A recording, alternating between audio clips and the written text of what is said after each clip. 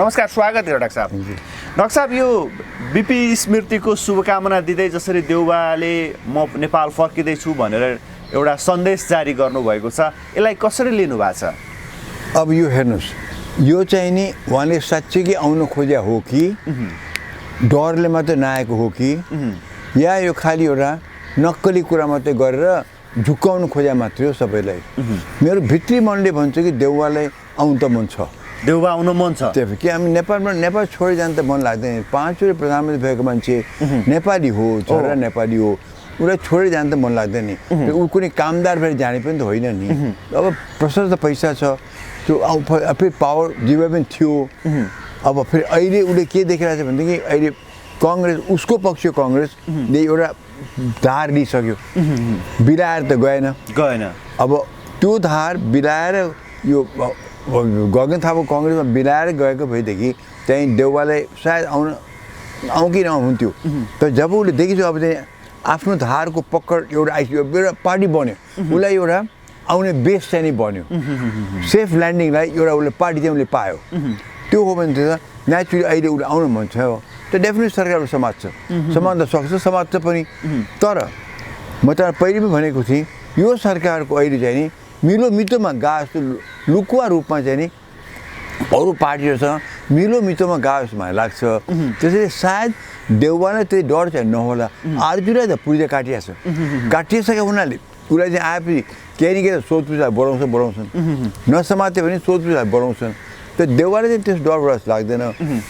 र फेरि जब चाहिँ उसको पार्टीबाट पक्कड देखिसक्यो, बेस भइसकेपछि ऊ आउनु चाहिँ चाहन्छ, मेरो पनि आउनु चाहन्छु। भनेपछि तपाईँको भनाइअनुसार चाहिँ योभन्दा अगाडि यो सरकारले केपी शर्मा ओली, त्यसै गरेर चाहिँ उपसभापति विष्णु पौडेल अथवा अन्य व्यक्तिहरूलाई जसरी समात्दै छोड्दै गर्ने जुन परिपाटी रह्यो, त्यो कारणले पनि देउवामा एक किसिमको उत्साह भयो। म गए तापनि मलाई केही समय समात्ला, तर म छुटिहाल्छु, मेरा पछाडि कार्यकर्ताहरू थुप्रै छन्, पूर्णबहादुर खड्कादेखि लिएर सबै व्यक्तिहरू हुनुहुन्छ, उहाँहरूले आन्दोलन गर्न सक्ने सामर्थ्य पनि राख्नुहुन्छ, म अब नेपाल जाँदा सेफ हुन्छु भन्ने उहाँलाई लाग्यो। त्यसो भए यस, म त्यसो लागेको हो। अझ तपाईँले भन्नुभयो कि म समात्ए पनि म छुट्छु भने होइन, मलाई त लाग्छ कि समात्तिनु पनि सक्दैनन्। अब किनभनेदेखि यिनीहरूको चाहिँ नि राष्ट्रिय स्वतन्त्र पार्टीको हेर्दाखेरि अहिले डेफिनेटली एकदम फुलको सङ्घारमा पुगिसकेका छन्। अब त्यो दुई फ्याक्टलाई नै जो हुन्छ, अर्को पार्टी त चाहियो। अब काङ्ग्रेस पनि चाहियो, कम्युनिस्ट पनि चाहियो, एमाले पनि चाहियो, प्रचण्ड पनि सबै चाहियो। भनेदेखि त यिनले अहिले कसै चिराउनु चाहिँ नि चाहँदैन, त्यसैले यिनको फाइल पनि खोल्दैन नि त। त्यसैले मलाई लाग्छ अहिले देउवाले चाहिँ नि धेरै ढाडस मिलेको छ आउनुको लागि। आउनु पनि सायद चाहन्छ नि होला, यो नक्कली चाहिँ होला जस्तो लाग्दैन। तर अब आउनुलाई कहिले आउँछ भन्ने मात्रै मलाई लाग्छ। उसको यो पार्टी, यो शङ्खवाला पार्टी बलियो भएर निस्क्यो भनेदेखि चाहिँ देउवा चाहिँ छिट्टै आउलान्। ओके, जस्तै डाक्टर साहब, यो जुन शङ्खवाला पार्टी दुईटा काङ्ग्रेस भनौँ न, अब एउटा नेपाली काङ्ग्रेस, अर्को राष्ट्रिय काङ्ग्रेस पार्टी पनि लगभग उहाँहरूले गरिसक्नु भएको छ। एकजनाले राष्ट्रिय सभागृहमा कार्यक्रम गर्दै हुनुहुन्छ भने अर्को प्रज्ञा भवनमा भोलि 7 गतेका निम्ति बिपी स्मृतिको समयमा उहाँहरूले कार्यक्रम गर्दै हुनुहुन्छ। यो दोधारमा चाहिँ विशेष गरेर शेखर कोइराला चाहिँ परेको अवस्था देखिन्छ। कता जाने, के गर्ने, राष्ट्रिय काङ्ग्रेसमा जाने कि नेपाली काङ्ग्रेसमा जाने? अब उहाँको अस्तित्व, कोइराला परिवारको अब अस्तित्व सकिएको डाक्टर साहब? कोइराला परिवार त कुरै नगर्नुहोस्, कोइराला परिवार त चौपट भनेमध्ये शशाङ्क कोइराला त सुरुदेखि नै देउवा पक्ष, जो देउवाले सारा बिपीको सिद्धान्त लत्याएर गएको थियो। यति वर्ष पावर खानको लागि, त्यो पदको लागि लत्याइ गयो, प्रचण्डसँग मिल्यो, ओलीसँग मिल्यो। त्यस्तो बिपीको सिद्धान्त लत्याउनेको बिपीको छोरा चाहिँ नि टोटल देउवालाई साथ दिइरहेका थियो। सुजाता कोइराला न यता कि न घर कि न घाँट कि भएकी थिइन्, प्रायः गरेर यतैतिर देउवातिर ढल्केकी थिइन्। केही आशा थियो होला केही पाउने भन्ने कि। तर शेखरको म अचम्म लाग्छ, शेखरलाई चाहिँ दोधारमा हुनै नपर्ने हो। शेखर त दोधार पर्नै नपर्ने। उसले त अहिलेसम्म यति वर्ष चाहिँ नि, यो लास्ट चाहिँ नि 5-6 महिनादेखि न त भनेदेखि त्यस्तोसँग बिपीको सिद्धान्तलाई लड्यो, देउवाको अगेन्स्टमा लड्यो, इलेक्सन पनि लड्यो। देउवाको त्यो गल्ती भयो, यो प्रचण्डसँग मिल्न हुँदैन, ओलीसँग मिल्न। शेखरले स्ट्यान्ड लिएको, त्यस्तो स्ट्यान्ड लिएको व्यक्ति अहिले दोधारमा किन पर्नु? सोझै कुरा छ। तिमी जो जेन्युन काङ्ग्रेस छ, मेरो लागि अहिले काङ्ग्रेसको सुप्रिम कोर्टले मान्यता दिएको उनको अधिवेशनले मान्यता दिएको, त्यो इलेक्सन कमिसनले मान्यता दिएको, त्यो डेफिनेटली काङ्ग्रेस। अब त्यो नियम कानुन कसरी नमान्ने हो भनेदेखि त तब त्यो चाहिँ त हाम्रो नेपालमा नियम कानुन किन चाहियो? कोर्टको इलेक्सन कमिसनको आदेश किन चाहियो? चाहियो, पैसा किन चाहियो? सो सेकेर दोधार हुनै नपर्ने हो। काङ्ग्रेस जेही हो, यो जुन गएको छ फ्याक्ट भएको छ त्यो चाहिँ कम्प्लिट बिपीको सिद्धान्त विहीन, भट्टराईजीको विहीन, गणेशमानजीको विहीन, महेन्द्र निधिको विहीन, सुवर्णसम्म विहीन, त्यो विहीन सिद्धान्तको चाहिँ यो काङ्ग्रेस हुन्। यो त बिल्कुल स्वार्थको काङ्ग्रेस थियो। आफ्नो सिद्धान्त सबै फ्याँकेर कम्युनिस्टसँग मिलेर चाहिँ पद र पैसाको लागि गएपछि त्योसँग शेखरले दोधार हुनुहुन्छ। ऊ त सोध्दै चाहिँ नि हो। अब अहिले अध्यक्ष गएको थाहा भइसक्यो। पहिले के हो भनेदेखि शेखरले आफ्नो अध्यक्षताको लागि ऊ क्यान्डिडेट भइसकेको थियो, त्यो ठिक थियो। पछि गगनले त्यहाँ गल्ती के गर्यो, उसले चाहिँ आफू पनि क्यान्डिडेट दिइदियो। यिनीहरू त मिलेर पो जानु पर्थ्यो कि अहिले तपाईँ म अध्यक्ष बन्छु, तपाईँ चाहिँ यो संसद दलको नेता, पछि फेरि 5 वर्षपछि तपाईँ चाहिँ यो मिल्न पर्थ्यो। गगनले त्यहाँ गल्ती गर्यो। उसले शेखरले त्यो भनिसकेको थियो कि म अध्यक्षको लागि लड्छु भनेपछि गगन लड्नु हुँदैन थियो। त्यहाँ गगनले शेखरले धोका चाहिँ दिएको हो त्यो बेलामा। तर अन दि अदर ह्यान्ड त्यो भन्दैमा शेखरले बिपीको सिद्धान्त धोका चाहिँ दिनु हुँदैन थियो। ओके, त्यसो भए डाक्टर साहब बिपीको सिद्धान्त, बिपीका जुन धर्मभक्त जुन कार्यकर्ता हुन् को हुन्? राष्ट्रिय काङ्ग्रेस हो कि नेपाली काङ्ग्रेस हो डाक्टर साहब? मैले अहिले जुन नेपाली काङ्ग्रेस छ त्यो राष्ट्रिय काङ्ग्रेस नभनौँ, यो जो गगन थापा छ नेपाली काङ्ग्रेस हो। त्यो गगन थापा त सुप्रिम कोर्टले मान्यता दिइसक्यो, इलेक्सन कमिसनले मान्यता दिइसक्यो, उनको अधिवेशनले उनलाई मान्यता दिइसक्यो, मेजोरिटी उनीसँग छ। यी कुहिएका चाहिँ नेताहरू यताउति छन् भन्दैमा चाहिँ त यिनलाई मान्यता दिन मिल्दैन। यो सो कल्ड संस्थापकको जुन ग्याङ थियो त्यसलाई मान्यता दिन मिल्दैन। उहाँहरू चाहिँ को हो त त्यसो भए? जस्तै पूर्णबहादुर खड्का ग्रुपहरू। अब त्यसमा म देख्छु पूर्णबहादुर खड्का लगाए जति छन् त्यहाँ अनुहार देखिन्छ। मैले देख्छु म त्यहाँ सबै जेन्युनै त्यतापट्टिका होइनन्, कतिपय चाहिँ त्यही दोधारमै छन्। तर मलाई लाग्छ नि दोधारमा हुने कसरी? पार्टी त फिलोसफीमा चल्छ, सिद्धान्तमा चल्छ, त्यहाँ कसरी दोधार हुन्छ? यो पार्टीको काङ्ग्रेसको सिद्धान्त योसँग छ त्यता भए जाने, योसँग छैन छोड्ने। तर मैले देखिनँ के को दोधार भन्ने कुरा के? त्यो देउवाको समूह जुन छ अहिले पूर्णबहादुर खड्का समूह, त्यहाँ म मिडियामा देख्छु जति त्यहाँ छ नि सबै डाई हार्ड चाहिँ त्यो शेरबहादुर देउवालाई बचाउनका निमित्त मात्रै उहाँहरू पछाडि फुटेर राष्ट्रिय काङ्ग्रेस बनाउन खोज्नु भएको होइन। शेरबहादुर बचाउने कि बिपीको सिद्धान्त बचाउने कि नेपाली काङ्ग्रेस बचाउने? मैले यो विचार गर्नु छ। शेरबहादुर देउवालाई बचाएर काङ्ग्रेस मार्ने यो त पागलपन होइन, यो त गजब कुरा गरे भयो। नेपाली काङ्ग्रेस सिङ्गो डुबोस, देउवालाई बचाउने। त्यो देउवा जसले चाहिँ नि अन्याय गरेसम्म गरेको छ, खेदेर गएको छ, त्यत्रो चाहिँ पैसाको लुट मचाएको छ, सारा सिद्धान्त फ्याँकेको छ, त्यो देउवालाई चाहिँ नि बचाउनलाई चाहिँ नि काङ्ग्रेसलाई मार्ने के कुरा गरे? यो त्यस्तै देखियो त डाक्टर साहब। देउवालाई बचाउनकै निम्ति पूर्णबहादुर खड्काहरूको व्यक्तिहरूको उपस्थिति रह्यो।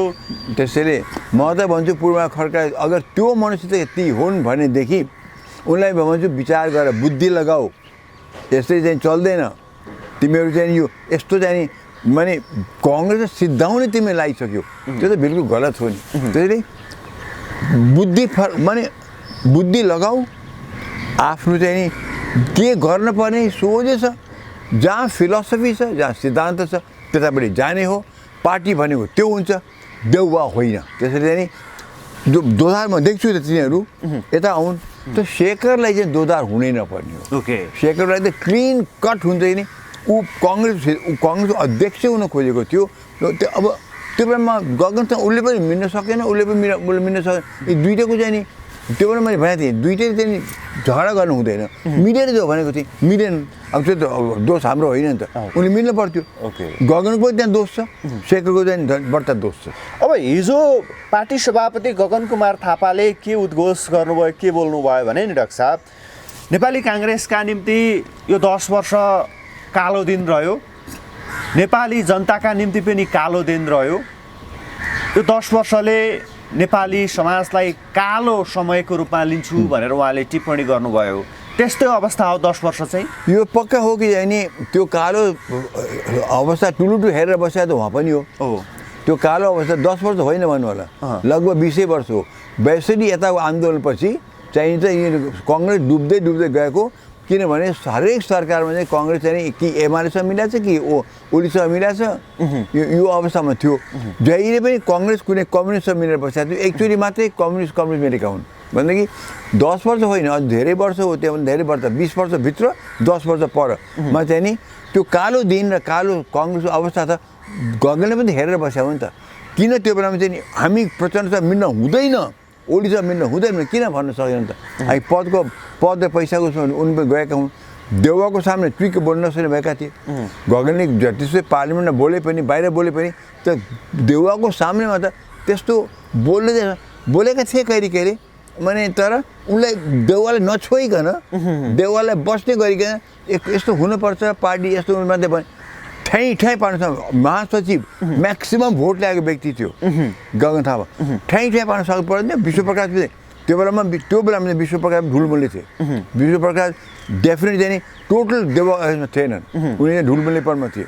त्यसैले गगन एउटा थियो र शेखर थियो, यी दुइटैले मिलेर जानु पर्थ्यो, मिलेर गएन। त्यसैले गगनले जो बतायो ठिक हो, कालो दिन मात्रै होइन डुबिसकेको छ कङ्ग्रेस, अहिले पनि उठिसकेको छैन कङ्ग्रेस।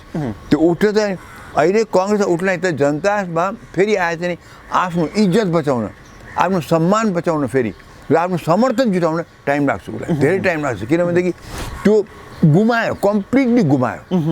विचार गर्नुहोस् त, त्यस्तो पुरानो पार्टी मान्छेको बाउदेखि छोरासम्म भोट दिएको पार्टी हो त्यो, एकैचोटि खतरा गएर गुमायो नि त कम्प्लिट। यस्तो हार खेप्नु पर्यो, त्यो त माने हार पनि विचित्रको हात पर्यो हो नि त। किन त बिकज तिमीहरूले डुब्यो, कालो दिवस मात्रै होइन तिमीहरू अन्धकार रूपी कालो भने त्योभन्दा कालोभन्दा अरू कालो नै छैन त्यो दिन थियो। तर 10 वर्ष भयो 20 वर्षको यता। डाक्टर साहब, अब अहिले एउटा चर्चा के हुन थालेको छ भने अब बालेन शाहले पार्टी फुटाउँदैछन्, पार्टी फुटाइसकेपछि गगन थापासँग उहाँ मिल्न खोजेको भनेर पनि बाहिर चर्चा हुन थालेको छ। के सम्भावना देख्नुहुन्छ कि के देख्नुहुन्छ तपाईँले? त्यो चाहिँ नि फेरि गलत हुनेछ, त्यो त प्रचण्ड र ओलीसँग मिलाए जस्तै हुन्छ। कङ्ग्रेस अहिले सिद्धान्तमा गएको छ, गगन थापा कङ्ग्रेस जे भए पनि सिद्धान्तमा अडेको छ। अब यो अगर बालन शाहले राष्ट्रिय स्वतन्त्र पार्टी फुटायो भनेदेखि त बालन शाह त राष्ट्रिय स्वतन्त्र पार्टीको त संस्थापक पनि होइन, उनको कुनै देन पनि छैन। त्यो पद खान पुगेका थिए, पद पाए, त्यस्तो व्यक्तिले कुनै पार्टी फुटाउनु जान्छ भनेदेखि त त्यो त सिद्धान्तविहीन भयो नि त, ऊ सिद्धान्त छैन। राष्ट्रिय स्वतन्त्र पार्टीको सिद्धान्त त संस्थापकहरूकै छ, रवि लामिछानेको छ, स्वर्णिम वाग्लेको छ, डिपी आर्यालको यिनीहरूको छ, सुविधा गौतमको छ, यिनीहरूको छ भनेदेखि तपाईँ सिद्धान्त बिन चाहिँ मिल्न गएपछि त मारिहाल्यो नि। पहिले कम्युनिस्ट जो कम्प्लिट सिद्धान्त नमिल्नेसँग मिल्यो, अब आफू सिद्धान्तवादी यहाँ सिद्धान्तविहीनमा मिल्न गएर कसरी मिल्दैन। त्यसै अनि त्यो कङ्ग्रेसमा मिल्न गयो भनेदेखि त्यहाँदेखि ठुलो गल्ती हुनेछ, फेरि गल्ती हुन्छ, फेरि कङ्ग्रेस फेरि डुब्छ, उठ्न आँट्यो कङ्ग्रेस फेरि डुब्छ अगर बालन शाहसँग मिल्न गयो भने। तर संस्थापक पक्षसँग मिल्न गयो, फ्याक भयो, मिल्न गयो भनेदेखि फेरि त्यो ठिक हुन्छ। रवि लामिछानेसँग मिल्न गयो भने चाहिँ राम्रो हुन्छ, बालन शाहसँग मिल्न गयो भने नराम्रो। राम्रो भने आएन मैले, ठिक हुन्छ, सही हुन्छ, उचित हुन्छ। तर सिद्धान्त उनमा छ, उनमा सिद्धान्त छैन। उनी खालि फल लिन आएका थिए, फल पाइहाले। अब त्यो फल पाएपछि अब त्यो अब जसले फल दियो उसले चाहिँ फ्याँकेर आफू चाहिँ अगाडि बढ्यो, त्यो मिल्दैन भयो। त्यसले फेरि हिजो मलाई अचम्म लागेको थियो भनेदेखि तर यहाँको यो सत्य के छ भनेदेखि यिनमा हाम्रो देखिरहेको त फुट त हुँदै थियो। स्वर्णिमले चाहिँ नि ऊ हाम्रो रवि राम चाहिँ कहाँ गएर रिजर्भमा कुराकानी गरे। तर हिजो स्वर्णिमले प्रेस कन्फरेन्समा हो केमा बोलेका छन् कि सरकार पनि पार्टीको उसमा चल्न पर्छ, पार्टीको लाइनमा चल्छ। हिजो एकजना पक्क बोलेका छन्, मैले त सुने जस्तो लाग्यो मलाई, सुनि त त्यो फेरि त्यो गयो कि उनले भने जस्तो लाग्यो मलाई चाहिँ नि पार्टी सरकार पनि पार्टीको लाइनमा चल्न पर्छ भने जस्तो लाग्यो मलाई। यसो मतलब डेफिनेटली चाहिँ नि सरकार पार्टीको लाइनमा चलाएको त छैन, हाम्रो पनि थाहा छ। किन त्यो सरकार कुन सरकार पार्टी, कुन पार्टीको लाइन? बालन शाहको त पार्टी नै होइन, राष्ट्रिय स्वतन्त्र पार्टी त बालन शाह हुँदै होइन। त्यो ऊ कुन पार्टीको लाइन? उसले सिद्धान्त छैन। त्यसले राष्ट्रिय स्वतन्त्र पार्टीमा को सरकार भने तापनि यो राष्ट्रिय स्वतन्त्र पार्टीको सरकार चाहिँ होइन भा। जतिसुकै तपाईँ राष्ट्रिय स्वतन्त्र पार्टी सरकार भने पनि यो राष्ट्रिय स्वतन्त्र पार्टीको फिलोसफीको अन्तरको चाहिँ सरकार होइन। नाम चाहिँ ट्याग चाहिँ नि आयो, ट्याग पायो, ब्याज चाहिँ नि पायो तर त्यो ब्याजको पछाडिको सिद्धान्त चाहिँ नि छैन सो राष्ट्रिय स्वतन्त्र पार्टीको फिलोसफी अन्तर्गत पनि सरकार भन्न मिल्दैन ओके हामीले यो भनिराख्दाखेरि डाक्टर साहब संवाद गरिराख्दाखेरि राष्ट्रिय स्वतन्त्र पार्टीको आन्तरिक समस्याको कारणले गर्दा फुट्न सक्ने सम्भावना पनि बढ्या छ भनेर चर्चा पनि हुन थालेको छ तर यो चर्चाको बिचमा दुईजना व्यक्तिको नाम साह्रै चर्चामा छ अहिले डाक्टर सोडिम वाग्ले र गृहमन्त्री सुदन गुरुङ अबको सम्भावित प्रधानमन्त्री भनेको सुदन गुरुङ हुन् भनेर चाहिँ बाहिर एक किसिमले चर्चा हुन थालेको छ के सम्भावना देख्नुहुन्छ सुदन गुरुङ यो देशको प्रधानमन्त्री हुन खोज्यान् भनेर केही वर्षपछि हुन सक्ला अहिले होइन अहिले त हुनै सक्दैन अहिले सुदन गुरुङ प्रधानमन्त्री हो भनेदेखि बालकृष्ण शाह प्रधानमन्त्री भए जस्तै हुन्छ त्यो अनुभव त चाहिन्छ नि अनुभव चाहिन्छ सुदन गुरुङले अनुभव बटुल्दैछ कुनै दिन भविष्यमा डेफिनेटली पोलिटिक्समा गएपछि मान्छेको आशा त अल्टिमेट त माथिल्लो तहमा पुग्ने हो नि त सबैको आशा त्यही हुन्छ चाहे त्यो सोरेन वाग्लेको होस् चाहे सुमिता गौतमको होस् चाहे चाहिँ उसको होस् सबैको आशा त प्रधानमन्त्री बन्ने त हुन्छ नि कुनै दिन ख्वाब त त्यही हुन्छ सपना त्यही हुन्छ त सुदन गुरुङ डेफिनेटली कुन दिन अहिले हेर्दाखेरि उनको काम काबा हेर्दाखेरि चाहिँ नि डेफिनेटली जनताको मर्म जनताको समस्या बुझेर हिँड्ने व्यक्ति रहेछन् सुदन गुरुङ उनले यही हिसाबले चले भने र अनुभव बटुल्दै गए भने र उनले चाहिँ आफूलाई परिपक्वतामा ढाल्दै गए भने केही वर्षपछि मेबी नेक्स्ट इलेक्सनको पछि यो 5 वर्ष चलाएर नेक्स्ट इलेक्सन पछि चाहिँ नि यस उनले फास्ट ट्र्याकबाट प्रधानमन्त्री हुन सक्छन् तर अनुभव चाहिन्छ त्यो त्यही मनस्थिति चाहिन्छ जनताप्रतिको प्रेम जनताप्रतिको चिन्ता जनताको चाहिँ समस्याको जो अहिले देखाइरहेको छ नि सुदनले त्यही कायम हुनुपर्छ लोभ लालच पैसाको लागि हुँदैन भ्रष्टाचार यति पनि देखिनु हुँदैन अब उनको र प्रधानमन्त्री बन्ने हो भने अहिलेको त्यो पैसाको मामला जुन छ त्यो दीपक भट्टको जुन बारेमा पैसाको जुन छ त्यो क्लियर चाहिँ भएको छैन त्यो क्लियर अहिले नै गर नत्र भने पछि गएर रवि रामसँग हालत हुन्छ पछि गएर तिमीले प्रधानमन्त्री बन्न खोज्यो भने 5 वर्षपछि 10 वर्षपछि तिमीलाई यो ट्यागले तिमीलाई रविलाई जस्तो गरिकन रवि सहकारी पछ्याउँदै गयो तिमीलाई त्यो डिपा भट्ट पैसाले पछ्याउँदै आउँछ त्यो बेलामा त्यो चाहिँ नि क्लियर गर अहिले नै र हामीले हेर्दाखेरि तिम्रो क्लियर भएको चाहिँ छैन बालन शाहले कमिसन बनाएर उनले नै कमिसन बनाएर उनले नै त्यो प्रतिवेदन लिएर उनले नै तिमीलाई चाहिँ नि निर्दोष ठहराउँदै हुँदैन किन हामीले त्यो प्रतिवेदन हेर्नै पाएको छैनौँ कसरी तिम्रो क्लियरेन्स पायो त्यो हामीले पनि हेर्न चाहिँ क्लियरेन्स पायो खुसी लाग्यो तर कसरी पायो त्यो हामीले हेर्नु चाहिँ पर्छ त्यसले चान्स छ स्योर चान्स छ तत्काल होइन ओके तर तत्काल होइन भनेर तपाईँ हामीले संवाद गरिराख्दाखेरि कतिपय शक्ति राष्ट्र र कतिपय व्यक्तिहरूले चाहिँ अहिले पनि प्रधानमन्त्री बालेन्द्र शाहले चाहिँ म चाहिँ अब सरकार चलाउन सक्दिनँ सुदन गुरुङलाई जिम्मा दिउँ भनेर बालेन्द्र शाहले भनिराख्नु भएको छ भने उता पार्टी सभापतिले चाहिँ सुदन गुरुङलाई होइन सोडिम वाग्लेलाई यो देशको प्रधानमन्त्री बनाउनुपर्छ भनेर पनि चर्चा हुन थालेको र यो बिचमा चाहिँ अर्थमन्त्री सोडिम वाग्लेले पनि केही न केही खेल्न खोजेको सरकारभित्र भनेर पनि बाहिर चर्चा हुन थालेको छ यो फुटको सङ्घारले यी गतिविधिले चाहिँ केही न केही देखाउँछ कि देखाउँदैन डाक्टर साहब डेफिनेटली मेरो विचारमा बालन शाहले त्यो भन्नै सक्दैन अहिले कि चाहिँ म चलाउन सकिनँ त्यो मान्छेको घमण्ड छ उसको नि आफ्नै ऊ छ एम्बिसन छ उसले चाहिँ त्यो भर्खर पाएको त्यत्रो प्रधानमन्त्री पद जहाँ उसको कुनै अधिकारै थिएन त्यस्तो पाएको छ त्यो माने त्यत्रो फल ठ्याक्कै हातमा आएको छ त्यो कहीँ छोड्ला के कुरा गरे त्यो अहिले त्यो चाहिँ यो चर्चै हो कहिले पनि बालन शाहले भन्नै सक्दैन कि म छोड्छु भनेर नम्बर 1 र उसले चाहिँ म छोड्छु सुदनलाई दिन्छु भने उसले झनै भन्न सक्दैन किनभनेदेखि उसलाई पनि थाहा छ सुदन गुरुङ एउटा जेनजीको आन्दोलनबाट मात्रै आएको ऊ त कमसेकम जे भए पनि यति भए पनि मेयर भएर आएको हो इलेक्टेड भएर मेयर भएर आएको मान्छे दुईवटा ठुला पार्टीले जितेर आएको एक्लै हिसाबले जितेको छ खुबी त छ नि आज मेयर हुनमा त बालनले धेरै खुबीको काम गरेको छ त प्रधानले हुनलाई पो उनलाई अधिकार छैन उनले त्यो चाहिँ त्यो स्टेटसमा थिएन उनको तर उनले त्यतिसम्म बुझेको व्यक्तिले सुदन गुरुङ आज एउटा जेनजीको आन्दोलनबाट चट्ट आएको व्यक्तिलाई प्रधानमन्त्री बनाउँछ त्यो त मेरो बुझाइ उनले पनि त्यतिसम्म चाहिँ नि बेकुफी त उनले पनि गर्दैनन् जुन चाहिँ हाम्रो रवि रामछाने गरे त्यो बालनले त्यतिसम्म चाहिँ नि त्यसै नचाहिने काम सायद गर्दैन साथै मलाई त्यसरी त्यो हो अब यता पनि हो डेफिनेटली त्यो पार्टीमा अहिले संस्थापक रवि प्रधानमन्त्री हुन सक्दैन सोझेको कुरा छ रविलाई अहिले उसको मुद्दाले छोएर अगाडि बढिसक्यो र त्यसमा फौजदारी नै लाउने सम्भावना जुन बेला पनि छ उसलाई त्यो चाहिँ रवि अहिले प्रधानमन्त्री हुनै सक्दैन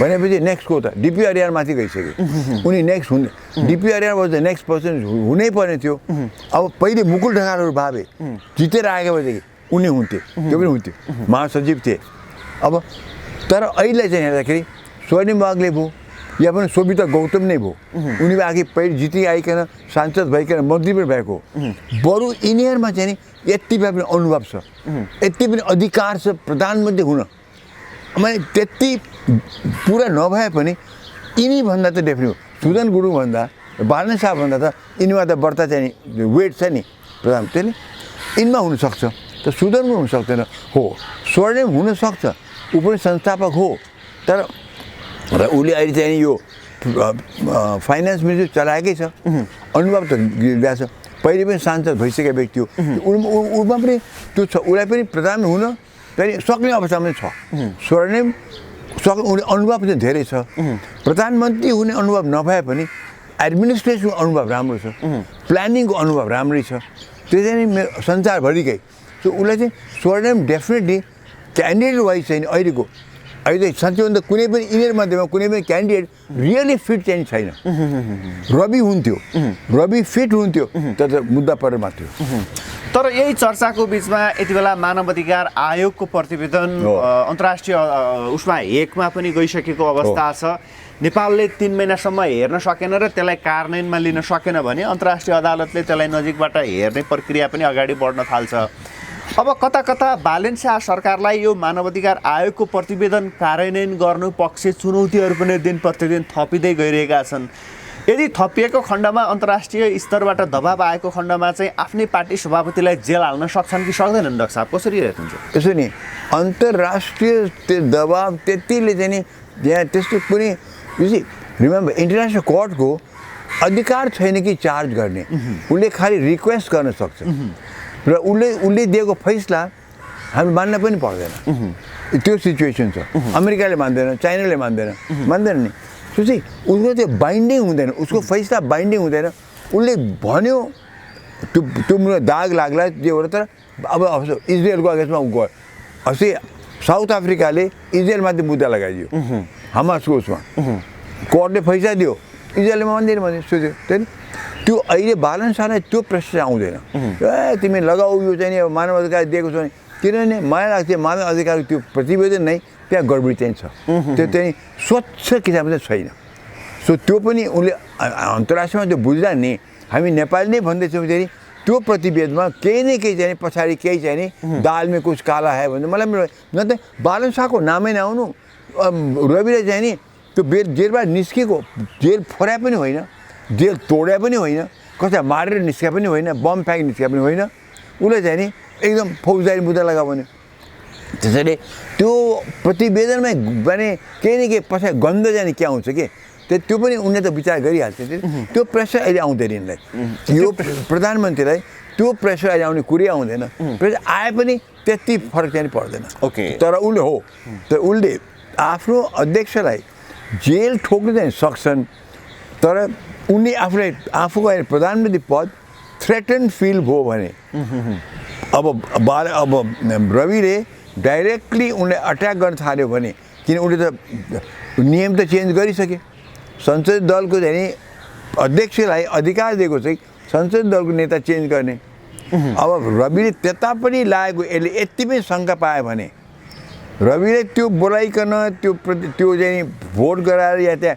गरेर चाहिँ छलफल गर्नुमा टाइम लाग्छ बालनलाई चाहिँ 2 मिनट पनि लाग्दैन फौजदारी हाल्दे भन्दै त्यसैले रविले अहिले चुइके बोल्ने अवस्था छैन बालनले कुनै पनि बेला रविलाई जेल हाल्न सक्छ ओके अब डाक्टर साहब विशेष गरी हिजो केपी शर्मा ओली र प्रचण्ड बीच 2 घण्टा भेटघाट भयो 2 घण्टा उहाँहरूले संवाद गर्नुभयो संवाद पश्चाताप उहाँहरूले चाहिँ प्रदेश सरकारको समीकरण फेरबदलका निम्ति अब उहाँहरू अन्य दलहरूसँग पनि सहकारी गर्नका निम्ति तयार भएको भन्ने सन्देश बाहिर दिनुभएको छ उहाँहरू खास मिल्नुको कारण के र जनताको आवश्यकता अनुसार मिल्न लाग्नु भएको हो कि अथवा प्रदेशमा पनि अलिअलि खान पाइन्छ भनेर उहाँहरू मिल्न लाग्नु भएको के हो डाक्टर साहब यो वास्तविकता यी दुईटाको त स्वार्थ नभएकै गर्छन् खान त जहाँ पनि कहाँ पाइन्छ भने सुँग्दै गएको छन् यिनीहरू त सुँग्दै गएको छन् सुँग्दै गएको छन् कुनै छैन यो त कस्तो पनि रावण र कंस मिलेर चाहिँ नि भगवान रूपी देश राम र कृष्ण रावण र कंस यी रावण र कंस मिलेर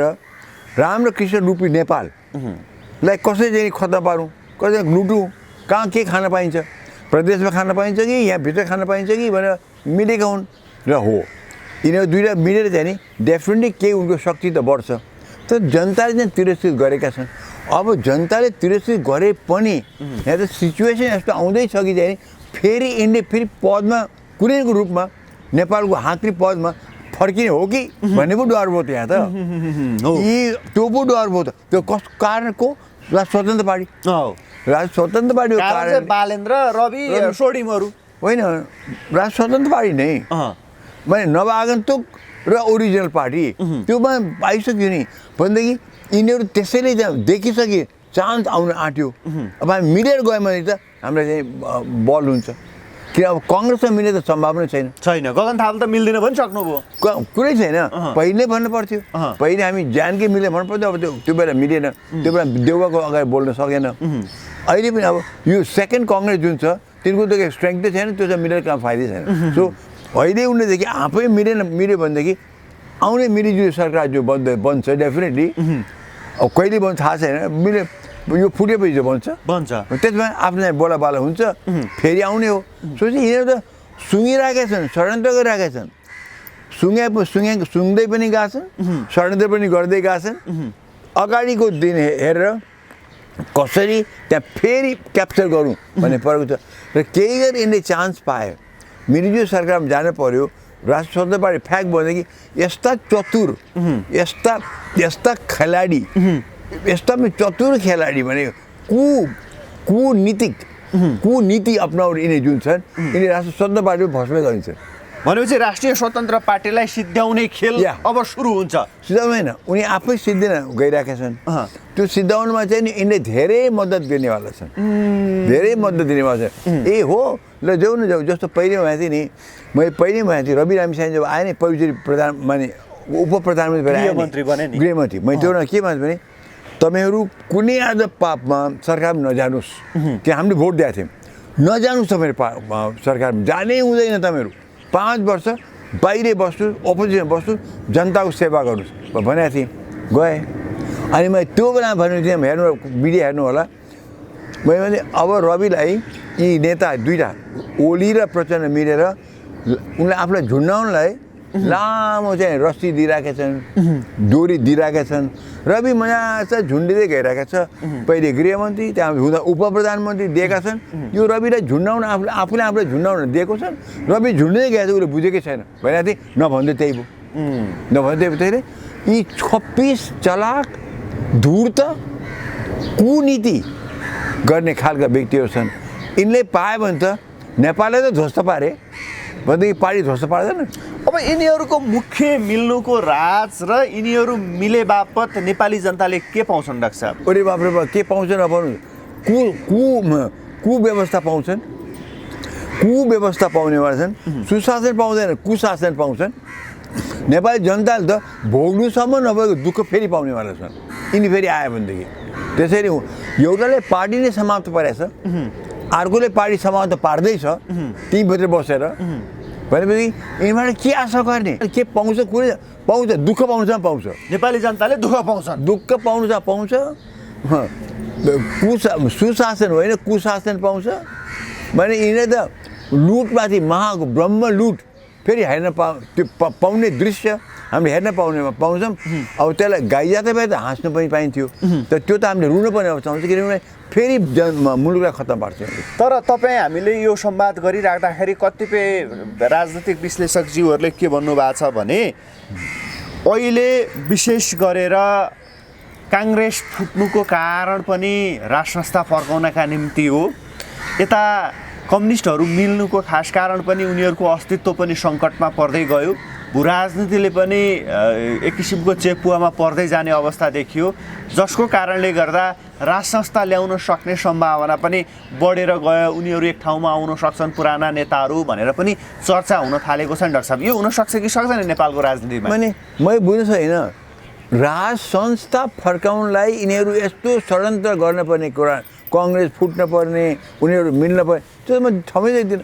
म त देख्छु नेपाललाई के चाहिएको छ, के भलो हो, राष्ट्रलाई के भलो मैले त पहिले भनिरहेको छु आजको दिनमा राज संस्था इतिहास भइसक्यो गल्ती ज्ञानेन्द्रको मात्रै थियो त्यो ज्ञानेन्द्र फ्याँकेपछि त राज संस्था हामी पृथ्वीनारायण शाहले किन फ्याँक्ने राष्ट्रको पिता हो बाबा भनेदेखि अहिले त मैले पनि भन्दैछु कि नि राज संस्था फर्काउने चाहिँ नजाउँ के भन्नु भनेदेखि राष्ट्रको हितमा राष्ट्रपतिको ठाउँमा हामीले प्योर आलङ्कारिक राज संस्था राख्यौँ भनेदेखि हामीलाई फाइदा सही छैन त्यसमा विश्लेषण गरौँ र अहिले राष्ट्र स्वतन्त्र पार्टीमा 181 सिट छ उनले चाह्यो भनेदेखि अहिले संविधान संशोधन गर्दाखेरि यी दलहरूमा पनि ढुलमुलेपन छ उनीसँग कुरा सल्लाह गरेर राष्ट्रको हितको लागि राष्ट्रपति ठिक छ कि वंशज प्योर आलङ्कारिक राज संस्था ठिक छ मैले हेर्दाखेरि चाहिँ नि राज संस्था नै ठिक छ किनभने इन्डिपेन्डेन्ट हुन्छ न्युट्रल हुन्छ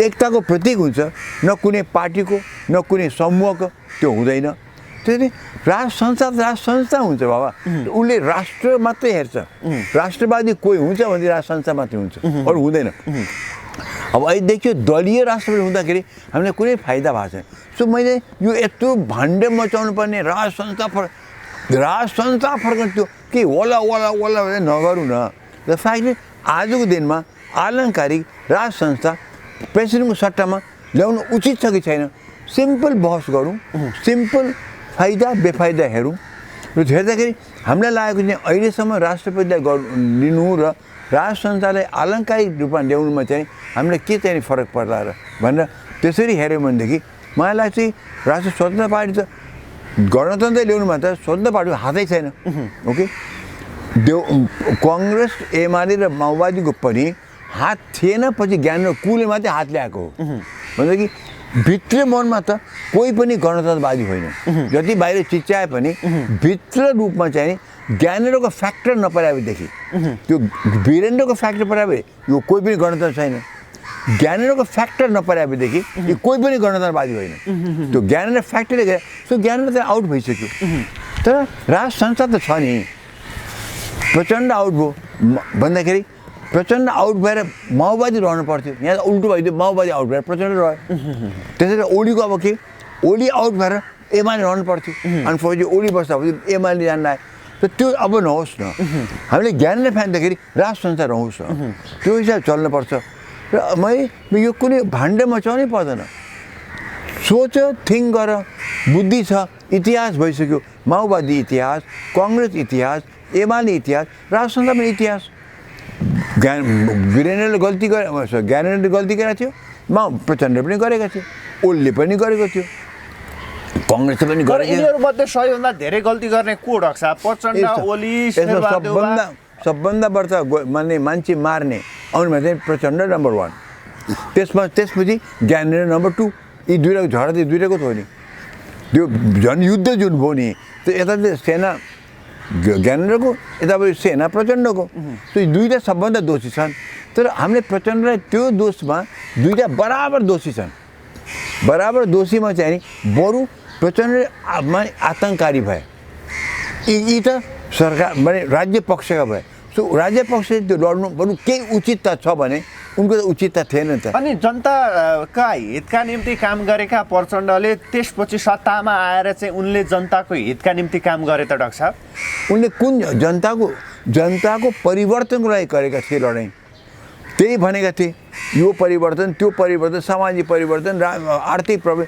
भनेका थिए तर त्यो गर्नु सट्टा सबै परिवर्तन एकातिर आफ्नो परिवारको परिवर्तन अर्कोतिर त्यही नै भयो आफ्नो पैसा खानेतिर गयो अनि हुँदा माओवादी पार्टी डिजल्भ गरे भनेदेखि प्रचण्डलाई एक्सेप्ट गर्नुहुन्छ भनेदेखि ज्ञानेन्द्रले राज संस्था त फ्याँके होइन नि त्यसो भए त कम्तीमा त्यति बेलै प्रचण्ड आइसकेपछि आज युवाहरू देश गाउँबाट माओवादीले सहर लखेट्यो प्रचण्डले लखेट्या त नि युवाहरूलाई चाहिँ सहर लखेटे सहरबाट युवाहरू विदेश जान बाध्य गणतन्त्रपछि आइसकेपछि धेरै वाद त बढ्यो र देशमा एक किसिमको विकारा लाउनुमा प्रचण्डको हात महत्त्वपूर्ण भूमिका छ त्यति बेलै ज्ञानेन्द्रले गोली चलाएर प्रचण्डलाई त्यही सिद्ध्याइदिएर नेपाली शान्ति बनाइदिए पनि हुन्थ्यो होला पोसिबल थिएन प्रचण्डले त्यो माने सुरुमा त त्यो पोसिबल नै थिएन पछि गएर प्रचण्ड इन्डियामा गएर बसेको थियो इन्डियामा गएर मार्नु त असम्भव थियो एक प्रकारले इन्डियाको संरक्षणमा थियो कसले गएर मार्ने थियो नट पोसिबल नि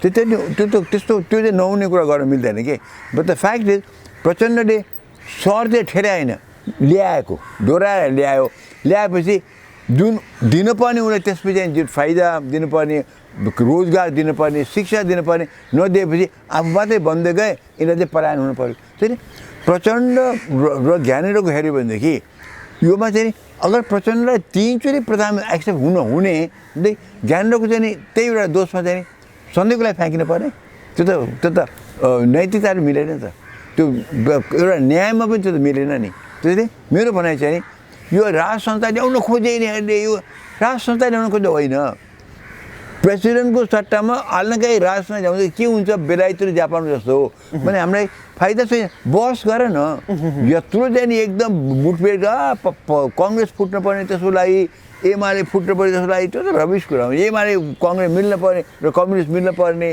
माने प्रचण्ड मिल्न पर्ने त्यो त होइन त्यो त रबिस हो ओके डाक्टर साहब अन्तिममा जाँदै भारतको आन्दोलनलाई कसरी हेर्नु भएको छ कक्रोच पार्टीका थुप्रै युवाहरू चाहिँ संसद घेर्नका निम्ति अगाडि बढिरहेका छन् नेपालको संसदमा पनि युवाहरू घेर्नका निम्ति अगाडि बढाएको थिए भारतमा पनि ठ्याक्कै त्यस्तै किसिमको देखिन्छ आखिर हुन खोजेको चाहिँ के हो डाक्टर साहब यो यसो त्यहाँ हुन खोजेको के थियो भनेदेखि एक्जामको पेपर लिक भएको हो त्यो लिकमा चाहिँ नि अब भारत धेरै ठुलो ठाउँ छ माने समुद्र छ हामी सानो मुलुक हौँ हाम्रो यहाँ सानो मुलुकमा सानो विद्रोहले खत्तम पार्छ सानो बाटामा पानी हाल्यो भनेदेखि एउटा साङ्लो कक्रोच हाल्यो भने फटाफटा गऱ्यो भने त्यो हल्लिन्छ भारतको त ठुलो तलाउ छ हात्ती पसे पनि धेरै केही हुँदैन त्यो भारतमा जुन छ अहिले हाम्रो जुन एकै दिनमा सबै ध्वस्त भएर सरकारले कोल्याप्स गराउँछ त्यहाँ त छँदै छैन हो यस्तो आन्दोलन भएको छ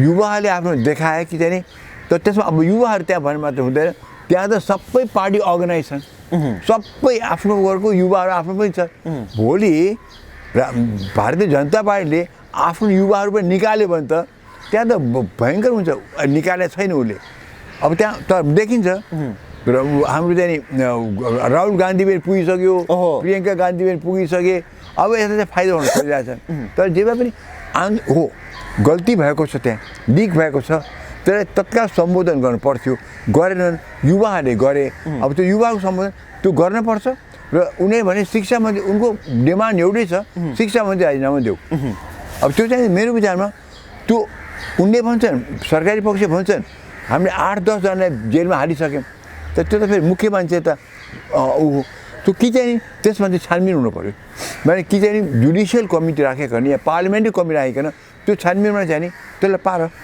तर युवाहरूको चाहिँ नि बोली चाहिँ नि नलत्याउ किनभनेदेखि अहिले हेर्दाखेरि त त्यो समूहले के पनि गर्न सक्दैन माने अलिअलि झगडा हुन्छ त्यो माथि हुन्छ तर भारतमा हाम्रो यहाँ गएर सानो मुलुकमा एकदम सबैजना उनी एउटा काठमाडौँमा हालिने बित्तिकै सबै नेपाली गयो नि त्यहाँ त्यो छैन अब दिल्लीको यो छ बङ्गाल छ महाराष्ट्र छ केरला छ बाबा भारत त विशाल छ त्यो हुँदैन तर सम्बोधन गर्नुपर्छ किन भारतीय हुन् युवा हुन् फ्रस्ट्रेटेड छन् उनको पेपर लिक भएको छ नहुने मान्छेले जाँचमा पास गरेका छन् हुने मान्छेले फेल खाएको छ त्यसमा न पर्यो अन्याय भएको छ त्यो सम्बोधन गर्नुपर्छ उनीहरूले यसलाई चाहिँ अनदेखा गर्नु पनि हुँदैन र मागमा 100% राजीनामा दिनुपर्छ होइन तर जुडिसियल कमिटी बसाऊ या पार्लियामेन्ट्री कमिटी बसाऊ छानबिन गर र स्टुडेन्टलाई पनि चित्त बुझोस् र सरकारलाई पनि अगाडि हामीले तिम्रो माग सम्बोधन गऱ्यौँ